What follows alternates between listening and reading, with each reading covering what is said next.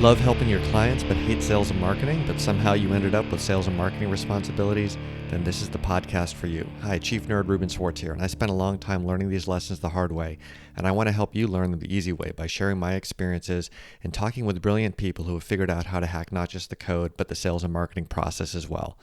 Of course, as a nerdy person who hated struggling with complex CRMs, I had to create my own CRM for people who actually hate selling, which sounds like an oxymoron, but if it sounds interesting to you, check it out at Mimiran.com. That's Mimiran.com. And whether or not you need a new CRM, you'll find proposal templates and sample lead magnets to help you grow your business. Now let's get to it. Today, I'm super excited to have with me Mike Capuzzi. He is the Mike Capuzzi of MikeCapuzzi.com. He's been doing marketing and consulting for over 2 decades. He's also the owner of Bite Size Books, and we're going to get into that in a second. But he did not start off thinking he was going to become a marketing consultant, quite far from it. And we'll get into that in just a second. But first, let's get to the important stuff. Mike, welcome to the show, and what do you have in your glass? Hey, Ruben, thank you very much. And as I was just kind of thanking you, this is kind of neat that I get to drink a glass of wine a little earlier than I normally would. But I have a barrel-aged Cabernet Sauvignon. Okay. Yeah. And so who makes it? It's from at least the Barrel Works. Barrel Works. Okay. Yeah, or at least that's the name of this one. Just in case someone's really enthusiastic about the wine. Barrel House. House. Okay. Barrel I like to leave it in the show notes so that if you're like, gosh, maybe it was the wine that caused that brilliant train of thought, they can go find the exact same wine. I'm about to pour myself a glass of Murphy Good California Pinot Noir. And it's okay if I slurp then, right, on your show? Absolutely. Slurping's allowed. Slurping is allowed. Cheers. Welcome. Cheers. Thank you. That's a great way to start the evening/afternoon. Long before you were somebody who wrote, I believe it's 7 or 8 books are you up to now? 9, actually. 9. Okay. So I can't even keep up. Yeah, before you did all that, before you helped other people write books, before you did all this marketing consulting, take us back to what you were doing. Yeah, and it's relevant to your background even in that I'm a graduate from Penn State University with a degree in industrial engineering. I actually went to Texas A&M for a year for marine engineering, so marine structures. But back in the 80s, being that far away from home in Pennsylvania was just too much. So I transferred, went to Penn State, graduated with a degree. And for a couple of years right out of college, I had the good fortune of being able to be employed by an engineering company doing engineering work. But I got a little tired of that and joined a fledgling, a rather young software company back in the day. I was employee number 57. It's now up over probably 5,000 employees. They've just gone huge. And it was an engineering software company that did computer-aided design, computer-aided drafting, a company called Bentley Systems. And was in a technical role there, but then moved into, they were just strictly a development house, and they had to start doing marketing of the software. So we formed a marketing team, and I was one of the founding members of that marketing team back in the mid-90s. And traveled the world, met the woman who's now my wife at that company, and it was a very cool ride, but I always had the entrepreneurial itch.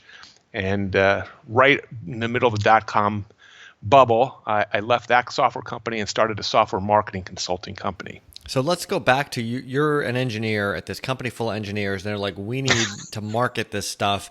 I know Mike looks like he knows something about marketing. Like, how does that happen?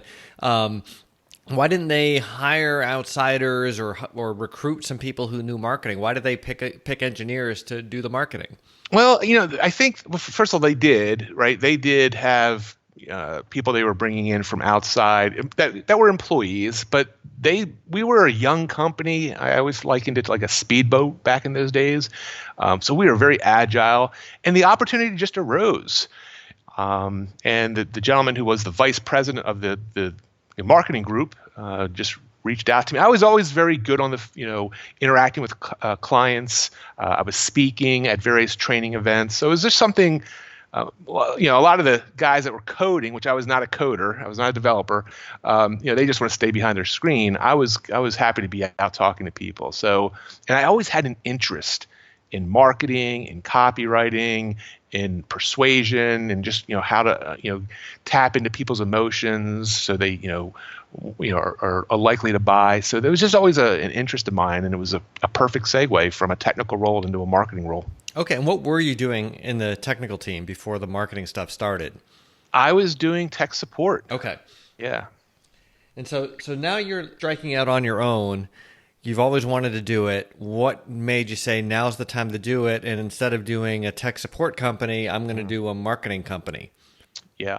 Well, at that point, I was in a marketing role for almost 5 years. So I'd gotten bit by that bug, and Okay. it just the timing was. My wife and I at that point we were married, no kids, and it was she had a really good job, also in software, and we just said, hey, this is a good time. If it didn't work out, we could always bounce back on her salary and benefits. But the good news is I was able to kind of take off and do well with it for a number of years. Okay. And how did you find your first clients? The old-fashioned way of just relationships. So I can remember that first client too. It was a former. So in my role, in the marketing role of the software company, I had a team underneath me. I rose up to like a director level, so I reported to the VP, and then I had a team of people. It was one of my guys that was left that company, went out and joined another company who brought me into that other company. So that's how I got my first client. And I had them for about a year, and they were a startup software company that. I think eventually got bought out. I've lost track of it. This is over 20 years ago now, but I think they eventually got bought out. Okay. So you working those relationships, not just the first one, but I'm guessing the first few clients, they came through your existing network? All of them did. As a matter of fact, I was very fortunate, and did good work. And it was a small, I wasn't looking to have this huge marketing company. I don't even today. I've always had this, I like keeping it simple, lean, and but I worked with some awesome software companies for for 5 or 6 years during the dotcom days when things were just amazingly lucrative, and even beyond that. All right. I think that's really important. I think so many people are a little bit shy about reaching out to the people that they already know and saying, hey, this is what I'm up to. If you or anyone you know needs this kind of thing. And by the way, who can I connect you with? You don't have to always do things the hard way, right? If people already know you and they like you and they trust you, but they have no idea what you're doing because you started something new, they can't give you money and you're depriving them of your talents. Yeah, I mean, most definitely. And it's, there's so many, I call them shiny objects in the marketing world and the online world and the social media world. And listen, they all have their place, but there's nothing like what you and I are doing right now. Breaking, we're not necessarily eating together, but breaking bread and just getting to know each other. And you just never know. And you and I were chatting a little before we started the podcast, but even just earlier today, a very well-known, world-renowned marketer, business expert. I reconnected with him, and he invited me out of the blue. This was out of the blue. I hadn't talked to him since 2013, and he invited me to speak at one of his events in 2020. This just happened in the last few hours, and it's just, again, it's amazing when you have those relationships. Shame on me for maybe not doing a better job, even staying in better contact with him. But it's just neat how that works out. Yeah, and I'm going to segue into something that's a little bit self-promotional here, so I apologize, but this is such an important topic that I actually baked some of this into my software because I was having this problem, and a lot of my customers and friends were having this problem, which you spend all day kind of doing the urgent stuff and then you want to have a life. And so some of those less urgent relationships, like the person you haven't talked to since 2013, you just don't make the time to keep them fresh and vital. And being a techie person, being introverted, it was easy for me to pretend like I was doing that on social media. And I realized it's not the same thing. It's like eating all fast food. You have to eat nourishing food if you want to be nourished. And so I literally baked in the ability to say, okay, this person, you want to talk to them every how many days, and you cannot put a number in more than 365. That's awesome. Because I knew that if I would be like, well, I can talk to this person every 5 years, whatever, right? Like, no, the whole idea is if they're not worth talking to every year, what am I doing with them, right? I don't have enough time for everybody. I want to make time for the people who are awesome, because there's so many awesome people that I don't keep up with as much as I should. So anyway, yeah, it's funny because we're here to talk about like marketing and technology and all this stuff, but so much of it just comes back to relationships.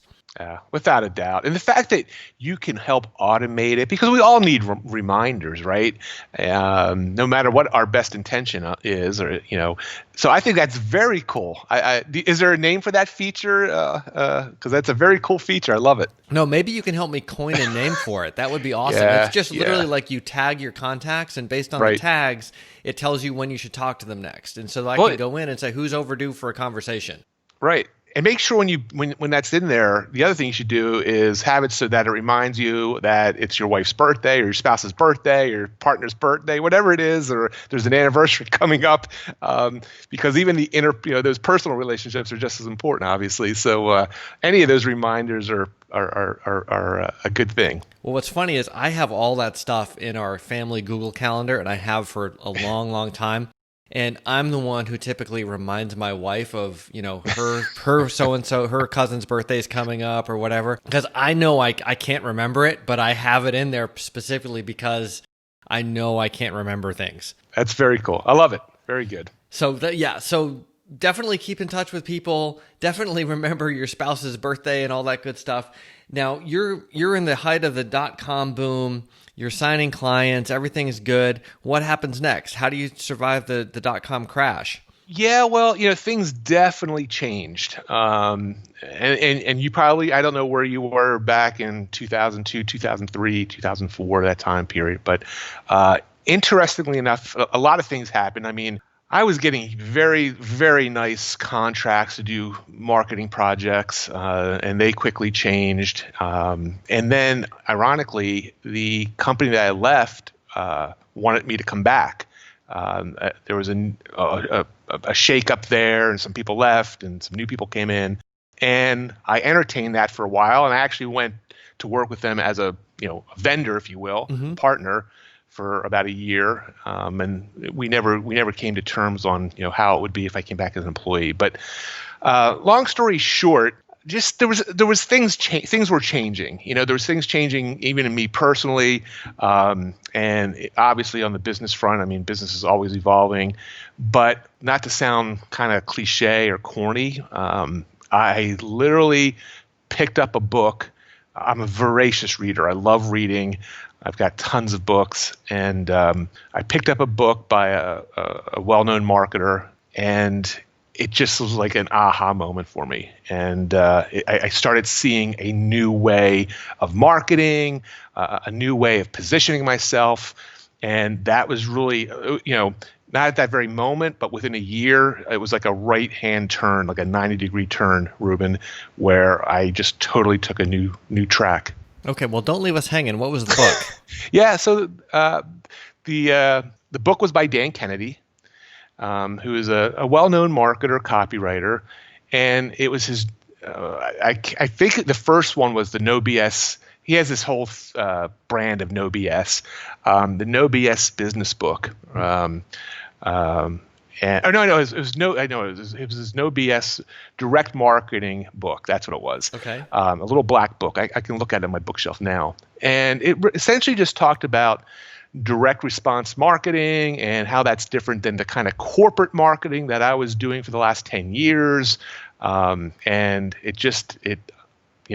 personalized copywriting and personal copywriting and direct response copywriting. I just hook, line, and sinker. I just started devouring everything I could read about from Dan and from people who are no longer with us, back from the 20s and 30s and 40s of the last decade, and just became a student of direct response marketing. Okay, and so did you start using that to find clients for your firm? I did. And what it did was it changed the focus of who I was working with. So instead of where I was working with large corporations, fairly large. I mean, I was talking, software companies that were 20 million, 75 million. There was a couple over in the 100 plus million. Mm-hmm. Decent sized companies. I did get tired of working with the teams. That started wearing on me because everything was sort of what it's like. It's decision by committee. Mm-hmm. And I started working with more of the small and medium sized business owners. And I call them, today I call them Main Street business owners, even though they may not be on Main Street per se. But it's the bread and butter types of businesses. Doctors, chiropractors, dentists, lawyers, professional services, software developers, small ones, and really just helping them implement specific types of marketing campaigns. It's funny because I had a sort of a similar transition from large corporate clients to smaller. I like that Main Street business moniker. I don't know what I call mine, but did you decide to focus on them, or were they the ones who happened to respond to your outreach? How did you shift that market? Yeah, I decided. It was definitely a decision. And again, it's funny how life happens. A lot of different things kind of happen. So, and you probably don't even know this because we didn't talk about it. But essentially became a business partner with Dan Kennedy, and he had a business partner named Bill Glazer at the time. And what they did was they established. So in his book, this is how it worked out. In his book, and if you know anything about Dan, he always makes offers in his books.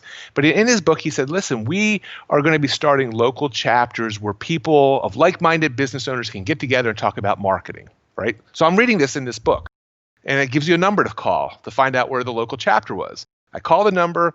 They're like, I'm outside of Philadelphia, Pennsylvania. They're like, "Oh, we don't have anybody there, but you sound like you'd be perfect." Right. Long story short, I became their business director, their independent business advisor in Philadelphia. Okay. And that was a springboard. It turned out in the Philadelphia area, there was a huge appetite for people who followed Dan and Bill. And I quickly became, there was about 100 of us around the country at the time. I was in the Philadelphia area, and I quickly grew it to be the biggest, largest, most successful one for several years. I would get 70, 80, 100 people, business owners, each month coming out to started out at a hotel, and then I went to a local university and rented a room. And just every month we got together for marketing. I'd bring in guest speakers. And then, Ruben, which is really probably appropriate for your listeners, without even asking for clients, I got clients because I was in the front of the room. I was leading a group. People saw me as an expert, and that thing just grew my business for 5 years before I sold that business. So a couple of things pop into my head here that I think I'd like to highlight. Yeah. One is, I feel like a lot of the folks listening to this, and myself included, we have an inordinate desire to make things hard. As opposed to, hey, this guy Dan Kennedy seems like he's blowing up. Let me hitch a ride on his rocket ship. Let me do something that is going to let me swim downstream and let somebody else do so much of the overall marketing support for me. And then the other thing you did that's brilliant that I want to ask more questions about is you used live events and you got 80 to 100 people to show up to them. Tell me more about that. How did you get all these busy business owners to take time out of their day to come join you to hear you talk about marketing? Well, and I'll take one step back. I'm a nerd too. I'm an introvert, right? One of the reasons I took this opportunity, and again, remember, I called to find out how I could just attend the thing. Right. And because of my background, they said, hey, and by the way, the gentleman who signed me up for that was in 2006. I just talked to him yesterday. We're still friends today. He's in his 70s now. He's retired. But we've remained friends for all those years. But the idea of just getting out there was something I wanted to learn to be a better public speaker. I wanted to learn to be a better person from the front of the room. I had done technical presentations for years, but now I was leading a group. And I didn't know what I didn't know, to be honest with you. I said there was like 100 of these chapters around the country. So they're all around the country. And the other people, I met these because we would do trainings together and share best practices and stuff. And a lot of these, most of them were men. There was, a couple women that were doing it, but most of them were very experienced, very successful in their own niche. And they kind of looked at me like, who's this guy? Because I was coming in new. And it turns out just my style. I was always concerned about making sure every meeting was value packed, because like you said, I had people I had people coming on a train from New York City to come to Philly for a night and then head back later on that night. And simple things, right? I tried to know everyone's name. So whenever someone walked in the door, hey, Ruben, how you doing? I try to remember something personal. I tried to have great content. I tried to bring in great guest speakers from time to time. And now this is from 2006, and I sold it to a member in 2011. So for 5 years, I missed one meeting in 5 years because of the snowstorm. But yeah, my largest meeting was 323 people. On average, at its high point, it was probably 80 or 90 a month. Now, how did you get these people to come? Were they on a mailing list? Originally it goes back to when I joined this group with Dan and Bill. They knew they had X number of people from the Philadelphia area, so they promoted me initially, and then it really grew by word of mouth. Business owners that are marketing oriented love to share. They love to. It was always like bring a guest. I had people bringing guests, and it grew so organically, Ruben. If I tried to replicate it today, I don't think I could. It was just the timing was great. This is really before social media really kicked in. There was a hunger. There was a hunger for business owners to come to a place and learn good, smart, effective marketing. Well, and I think there still is. I think it's not like the absolutely. landscape has gotten any less confusing. But now you can do it online. Now you can do it through podcasts. Now you can do it through webinars. Even though I still think face-to-face is critical, it's just today it does seem like it's a bit harder to get people, to get in their car and drive 45 minutes in Philadelphia traffic. Well, that's awesome. All right. So you do that, and then you sell this business, and then what happens? Just a typical journey. I started during that time. I created my own little software product, a product that kind of became a software product, which really put me on the map internationally. And that was a product called Copy Doodles, which allows you to add handwriting and hand-drawn doodles to your marketing, which is a response mechanism. There's a whole theory about why that kind of thing works. But that literally put me on the international stage. I was speaking. People were inviting me to speak at conferences, on webinars. That business just blew up. It was a very cool story. Thousands of members around the world, and even today, we still have several hundred members that still use our system. So that was one thing, one pathway I took. I started I don't know if I told you this, but I did start a marketing automation company, which I still have. I have it with a couple partners, and we are in the unique niche of helping, of all things, independent mattress retailers with marketing automation. So don't laugh. Awesome. No, that's a great niche. So we have that, and we help these guys, retailers. The Main Street business owners, unfortunately, a lot of them don't have the luxury of, being aware of or tapping into stuff that geeky guys like you and me, live and breathe. So when you tell them, hey, when someone opts in on your website, you can send automated personalized emails and get them to do things. And then if they do it, then you can track them and all this. They're like, wow, they've never heard of that, right? So when it's kind of like showing them fire for the first time. So we still have that business. I still have a consulting business, so I still can work with clients. And and then the other thing, as you well know, is I help some of my clients write their own little short, helpful books. So I have a fun business, and it affords me the kind of lifestyle that I like to have, and it's a good thing. Plus, I get to meet guys like you. Well, that's very nice of you. How's that wine working? It must be working well. It's working well now. Yes, thank you. Speaking of which, I have in my hands right now your Main Street author book, short helpful book, or SHOOK as you call it. What should people know about this? And for folks who have been listening, you may be familiar with, we had an episode on a little while ago with Rusty Shelton, who talked about the importance the importance of authoring a book and becoming an authority and how that can really help your business. And I think for a lot of people, they think, well, yeah, that'd be great, but gosh, writing a book is so hard. I might be one of those people, just full disclosure. For people who heard me promise Rusty that I was writing a book, I have done nothing to actually get started on that. But anyway, tell us a little bit more about this short, helpful book notion. And by the way, Ruben, I did hear that interview, and I think that was just about a year ago. So yes, you are. I am so bad. And well, maybe instead of thinking about writing a book, you should write a short, helpful book. All right, so this is going to be a really, really interesting conversation with me paying very close attention and taking detailed notes. All right, so and I love how you've orchestrated this because it all ties together. Remember, I'm an engineer. I love I'm still that kind of person. I still love this. Probably over-engineer is a better word, but I love looking at something, trying to figure out better ways, which is why Copy Doodles was created.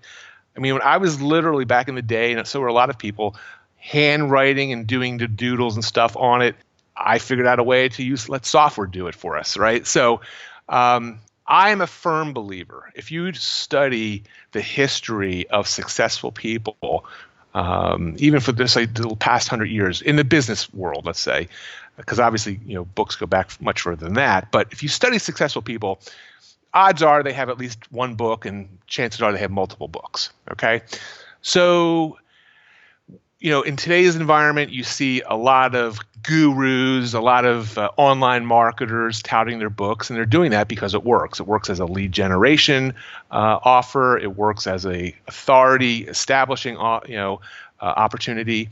But for Joe average business owner who could probably figure out a way to use a book if he or she just knew what to do, there's a big void in my opinion, right? So if you're a big CEO or a big time guru and stroking a $50,000 check to help someone to help you write a book is not a big deal, there's opportunities out there. But for what I call the Main Street business owner, the doctor, the lawyer, the chiropractor, the dentist, who could benefit from a information first strategy, which books afford, right? So books are informational devices. And if you have a type of product or sale or service that's a bit complicated or needs some explanation or needs some positioning, books work.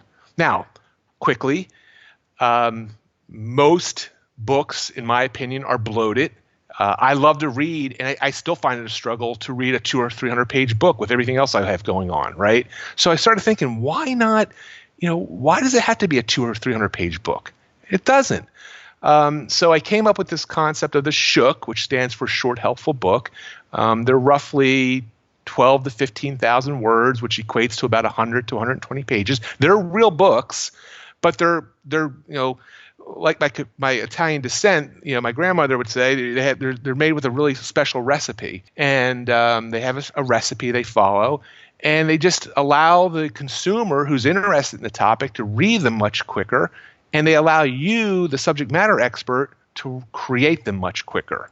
So, Ruben, for you to sit down and craft a 100 to 120 page book on one specific part of what your CRM system does, not the A to Z tome, but one specific part. And then if you need other shooks, you just do other shooks.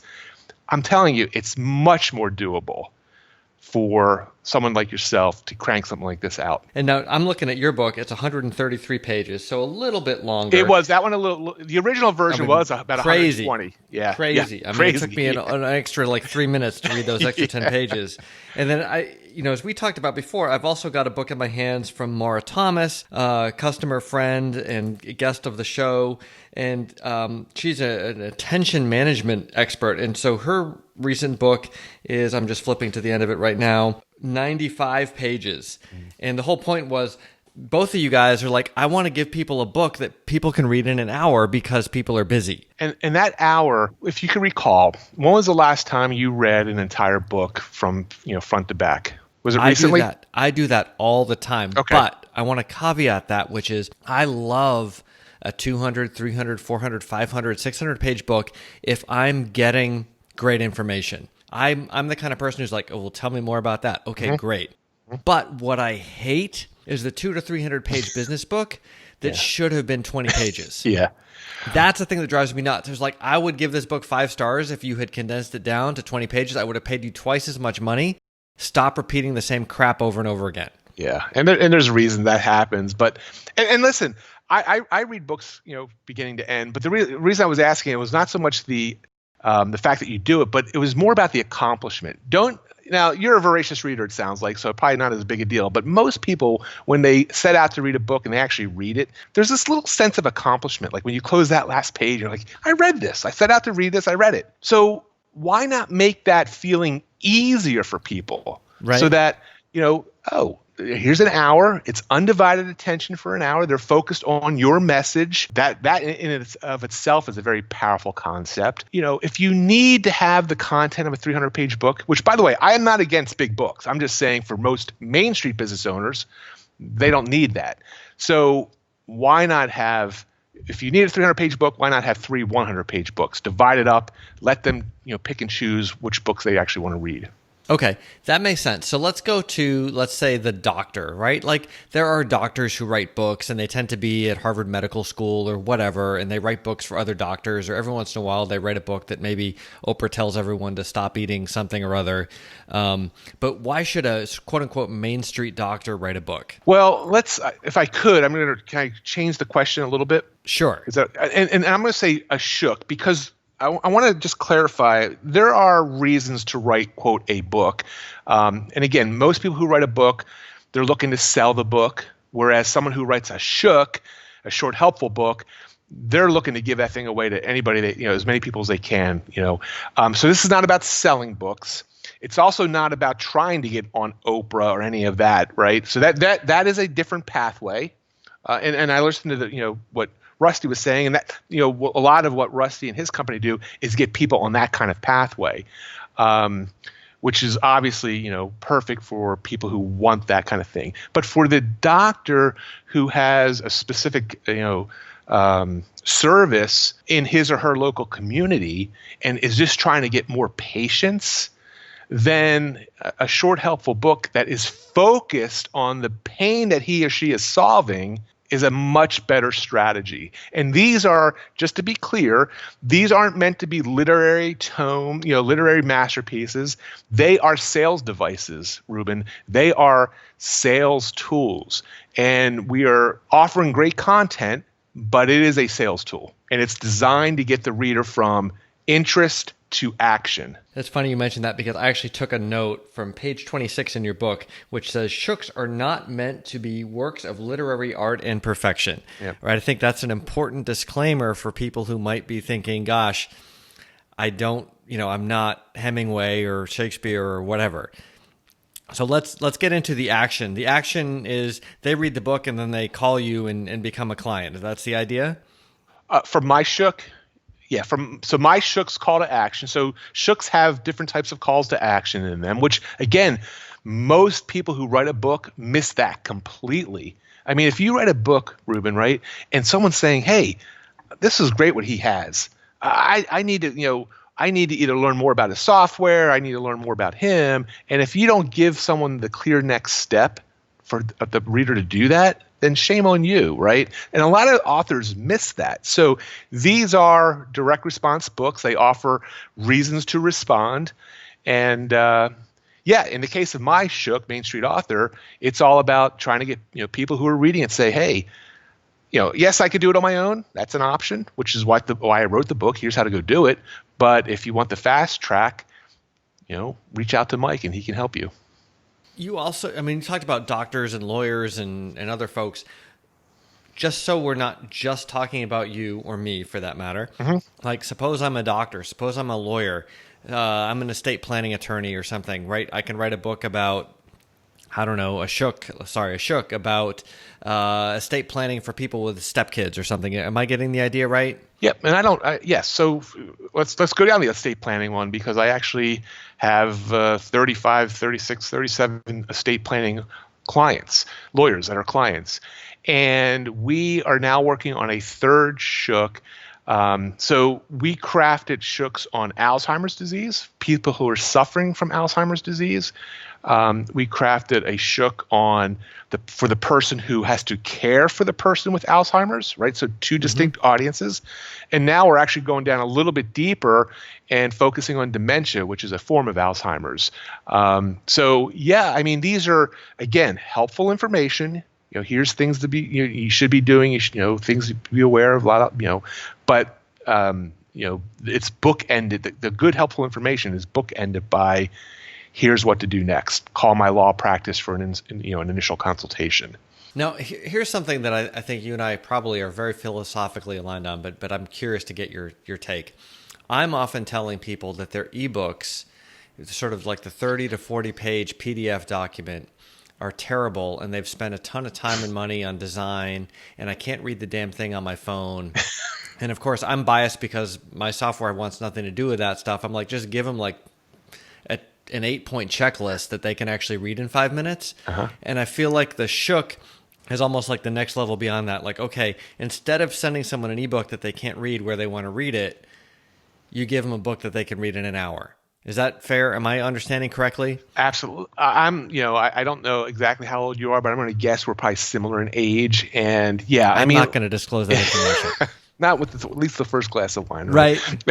But I mean, listen, the millions of people who've written books in the past didn't, become famous because they had an ebook, vaporware, if you will. And they have their place. But the good old-fashioned printed book, which is what Shooks are, the number one format we produce for our clients is a printed. We use paperback because these are meant to be cost-effective. You don't want to be giving away a hardcover book to thousands of people. But these are paperback books like you'd find in a bookstore. And yeah, people.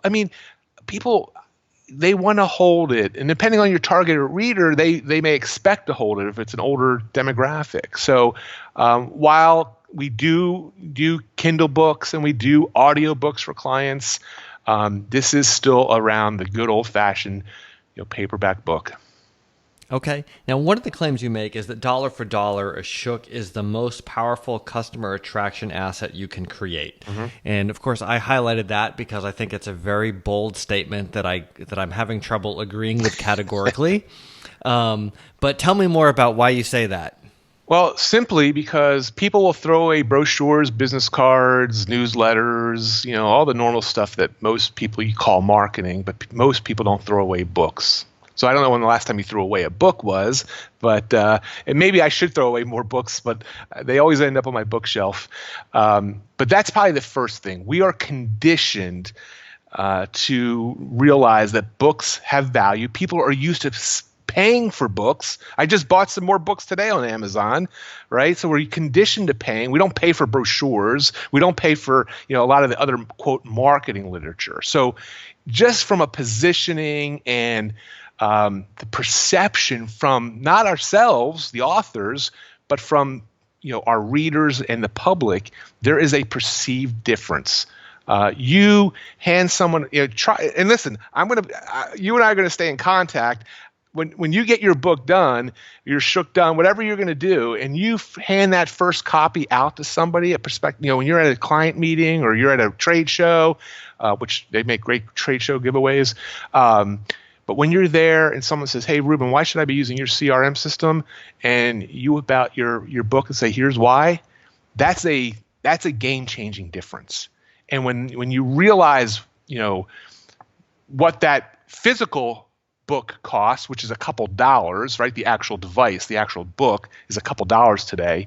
Now, of course, all the time and energy is something different, but for a couple bucks, if you can hand these things out, it's just they're just dollar for dollar. I can't think of anything better from a positioning, good content, good information, good next step. I think a Shook is it. Where's that? All right. Well, I'm gonna pass on that because I feel like we could spend the next hour debating that and not necessarily reaching a conclusion. But so you raise an interesting point, right? Which is that these things are like $2 a piece, and so especially if you're paying $20 for an AdWords click, for example, which might in some circumstances I think be arguably the best money you could spend. you can actually do a bunch of these things. It's not a huge investment the way people probably think of when they consider, well, if I had a book, gosh, that's, tens of thousands of dollars before I can start putting it in people's hands. Right. Well, let's go back to your AdWords example for an idea. So tell me, in your world or in your experience, how would a Main Street business owner leverage an AdWords campaign? What could they do? And could a book be a part of that campaign? Because I know what my answer would be, but I'd love to hear what your thoughts on that would be. And we don't have video here, but this is Ruben pouring more wine into thinking, oh, great. I'm really not an AdWords expert, which is a whole other thing. Any online marketing, though. Here's where I was going, though, with that. I don't think it doesn't replace it, Ruben. I'm not saying it should replace, right? But when you have a book, and we tell this to our clients, when you have that shook done, what it does is it refocuses the strategy, and I call it a shook-centric strategy. So now, if you are doing AdWords or social media or Facebook, one of the things that you can do that's different is you can now have a bit different, maybe a bit more sophisticated offer. Hey, get my book. Now you're running lead gen ads offering the book versus whatever else they may have been offering. So that's what I say, dollar for dollar. There's so many ways that you can leverage a book that I just think there's a few other marketing devices that allow you to really position yourself. It's a handout, all that. I would be hard pressed to think of something else. Well, and that's a great point about you can run your online campaigns to a book request page or a book purchase page. Now, so if someone goes to the trouble of creating a shook, so what's sort of like the minimum number of copies that you've seen people create? Well, the beautiful thing now is today with the way technology is, print on demand just has made it drop dead. Either print on demand or Amazon. And there's others out there, Ingram Spark, but regardless, the barrier is so low these days. When I did my first book in 2007, we had to print up like 3,000 copies to get the price point anywhere, where it was, doable, if you will. Well, those days are gone. I mean, you can literally upload a book to Amazon, KDP, Kindle Direct Publishing, that's their publishing division. And if you just want one copy of the book, you can get one copy of the book, and it's pretty cost effective. So, you're going to get a hard copy. You're going to get a Kindle copy. It would be a paperback. It could be. It would be a paperback. I guess I've never even looked into hardcover with Amazon, what they do there, but just paperbacks. I mean, you could literally, you don't have to get thousands or hundreds. I advise my clients all the time. Do small batches, whether it's Amazon or a book printer. Just do small batches in case you have something you want to change. Sure. There's no such thing as a perfect book, by the way. You'll always have, no matter how good of a copy editor you have, you're always going to find things. So just get that out of your head. But I like to say start small. You don't want boxes of books. What does small mean? Does it mean 10? Does it mean 100? Does it mean 500? I would say minimum typically is 100 Okay. copies at a time. So if I ask Amazon for 100 copies of one of these sort of shook length books, how much is that going to run somebody? Well, for the author, they have author copies, right? So for the author, it's much less costly. So it's wholesale, if you will. So my shook Main Street author is $253 on Amazon. That's what I pay when I order copies for myself.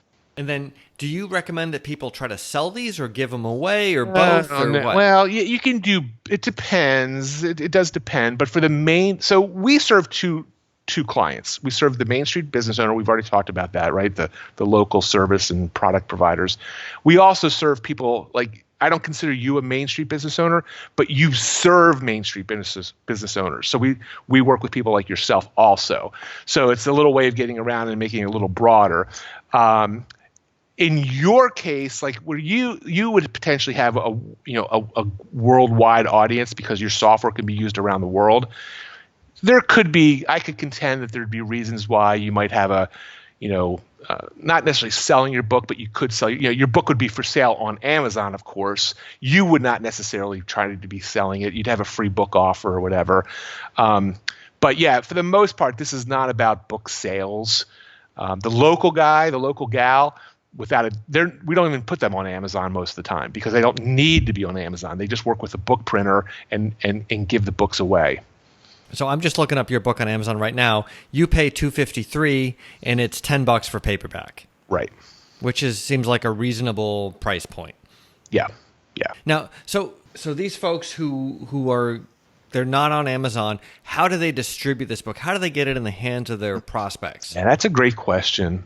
Because that's where my focus and why I do what I do every day. I love it. So again, they're not online gurus. They don't have the ability to, for them to set up a quick online site and do all this stuff. They just don't typically have that expertise. So the local business owner, however, has very specific opportunities that the online guys don't have.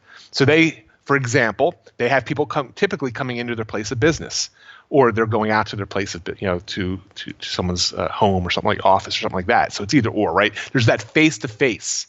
So that affords the Main Street business owner the opportunity to have his or her shooks on display in the office, given away. We always say you create these little point of sale displays where someone can just grab one.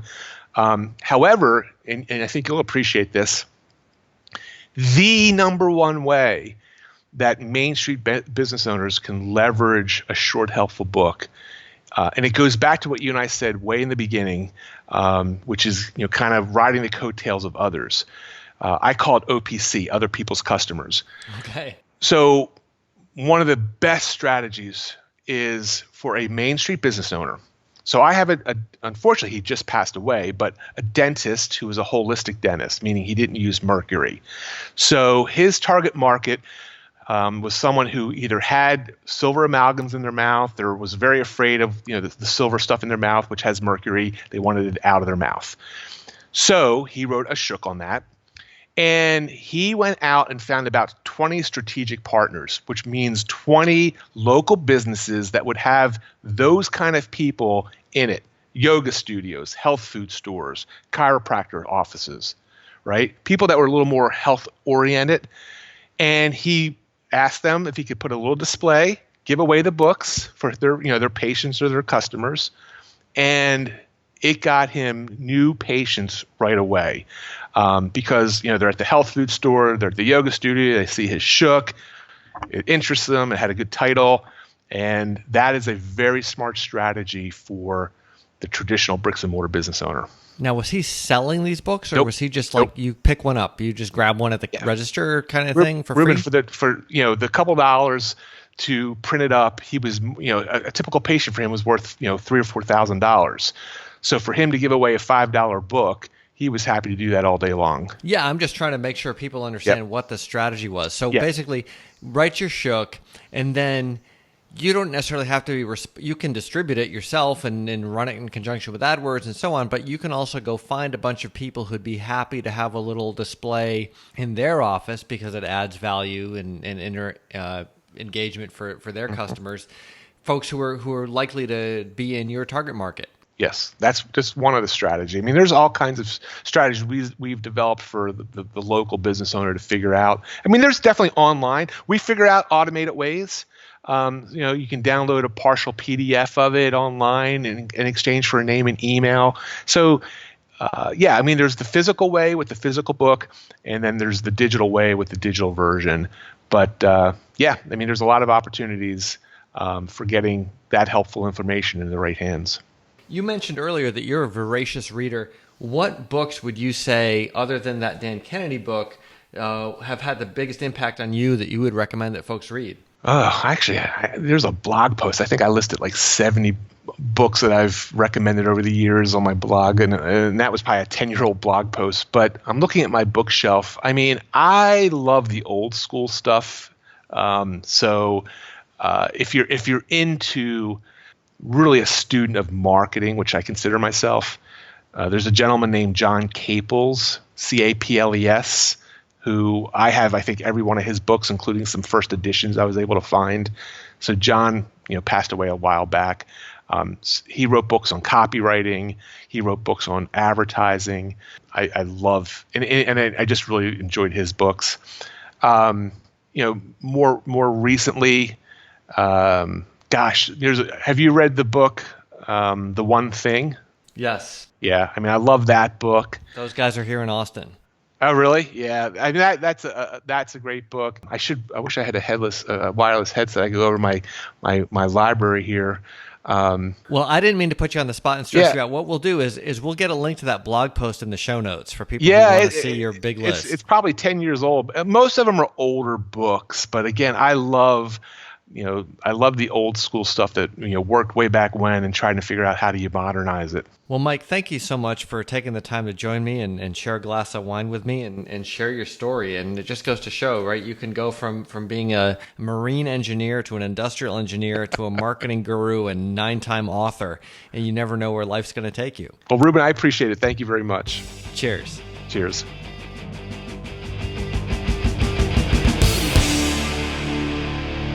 Thanks for listening. If you have a friend who would benefit from this episode, please pass the word along. Have a friend who wouldn't benefit, but you haven't talked to in a while, give them a call. iTunes reviews are great to get the word out and help me create the show that's most useful to you. And if you're frustrated with your sales and marketing process or lack thereof, check out Memorand, the CRM for people who hate selling. Until next time.